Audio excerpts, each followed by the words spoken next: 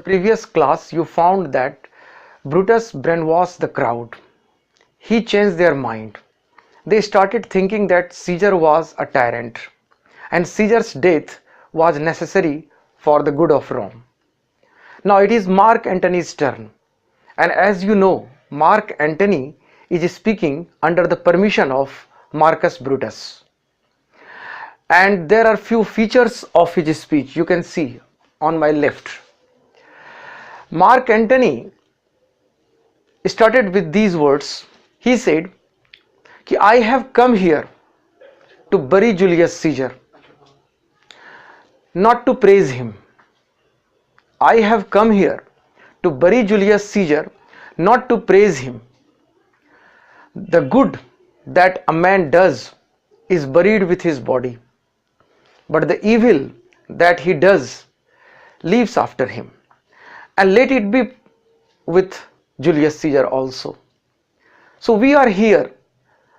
I am here not to praise Julius Caesar, but to prove that how bad he was. Brutus is an honorable man, and what he speaks must be believed. In his speech, he already told the crowd that they should consider him honorable. He was honorable, in fact, and if they considered him honorable, they would believe his words. And because Brutus proves that Caesar was ambitious, you must believe it. Now, to start with, as I told you,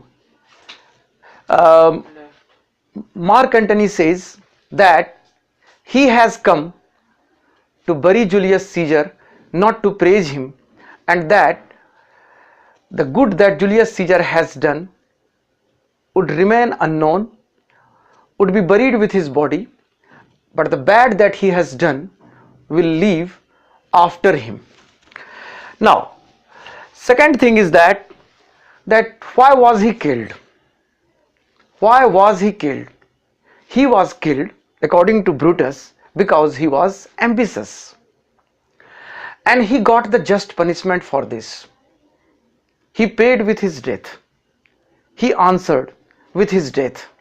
It was a grievous fault to be ambitious, and Julius Caesar was ambitious according to Marcus Brutus, and that's why he got death penalty. He was assassinated. He was killed because ambition is a grievous fault according to Marcus Brutus. And Brutus is an honorable man. Not only Brutus, but all the killers are honorable men, and their words must be believed. What they speak, we must believe them. So Brutus is not wrong. I am wrong. You are wrong. The dead man is wrong, because they are honorable men. And now here I am speaking under the permission of Marcus Brutus. So far Caesar was concerned, he was my faithful friend, he was just to me. But Brutus says he was an ambitious man. And because Brutus is an honorable man, we must all believe that Julius Caesar was ambitious and he has got just punishment. He kept repeating, Mark Antony, he kept repeating that Brutus, Cassius and others were honorable men. The purpose was that they used this word honorable, being honorable, in order to make the people believe them. But they did not have solid evidence to prove that they had strong reasons to kill Julius Caesar. So in order they started using their reputation. I mean Brutus particularly. Brutus was an honorable man, and he used this plank to make himself very credible. Ki whatever he spoke, people must believe. Now, here Mark Antony gives counterpoints to prove that how wrong Marcus Brutus was. Caesar brought the prisoners of war and demanded ransoms from the defeated countries. The money made the treasury of Rome rich. Rome became a rich country. Caesar did not become rich. Rome did become rich. Second thing, he was so soft-hearted, so kind and so compassionate that when the poor cried, Caesar wept. And ambition is made of sterner stuff. Ambitious people are hard-hearted. They are cruel.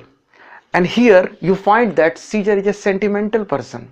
He loved people. When they cried, he wept. This proves that Caesar was not ambitious. And third point, on Lupercal. Lupercal is was a big occasion in Rome. On that occasion, he was presented the kingly crown 3 times. And 3 times he refused. Was he ambitious? He would have grabbed the crown. But he refused the crown. This proves that he was not ambitious. But Brutus is an honorable man. And if honorable man says that he was ambitious, then we must all believe. Brutus is right and we are all wrong. This is what Mark Antony speaks. And he says that Brutus is an intelligent person, wise person. I speak straight on. This is what I have told you. I have given you 3 examples to prove that Caesar was not ambitious. But because Brutus proves that he was ambitious, we have to believe it. But I have given you 3 reasons to prove that he was not. This is what Mark Antony tried to prove to the crowd earlier. That he reminds them, you are the same people of Rome who once loved Julius Caesar madly. Now what stops you from mourning his death? What stops you? You are not poor enough. Even the poorest of the poor persons is not paying him any respect. What stops you? Have you forgotten your Julius Caesar, your darling, the hero of Rome, who did so much for you? And so far I am concerned, my heart is in the coffin of Julius Caesar, and I am waiting it to come back to me. As I told you, that crowd is fickle-minded. The people Mark Antony was addressing were also fickle-minded. After this speech of Mark Antony, a part of his speech is, they started saying that yes, Mark Antony is right. Caesar was not ambitious. Caesar refused the crown of Rome. This proves that he was not ambitious. Poor cried and he wept. All these things prove that he was not ambitious. So you can go back to how they reacted after Brutus's speech and now how they are reacting now. It proves that the crowd is fickle-minded, and Shakespeare has very cleverly, very skillfully brought this out, that crowd has no mind of its own. When Caesar was alive, Mark Antony says, when Caesar was alive, how powerful he was. His words prevailed. He was law unto himself, but today he is lying there and nobody is paying him respect. If I were inclined to make you rebellious or mutinous, if I am able to change your hearts and minds against these honorable people, I would do them wrong. But I don't want to do them wrong because they are honorable people. And one thing more, I have this document with me. It is Caesar's will. And if you know what Caesar has given you, you will be able to understand the depth of his love. But I will not read the will. They started demanding, read the will of Mark Antony. The will, read. They started clamoring for it. They wanted Mark Antony to read the will. Mark Antony says, if I read the will, you will go and kiss Caesar's wound and you will go mad. You will smear your napkins in his blood and take a hair of him.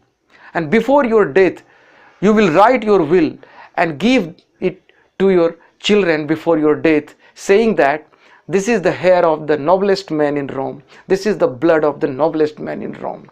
I will not read the will, because if I read the will, you will be able to know how much Caesar loved you, and it would not be good.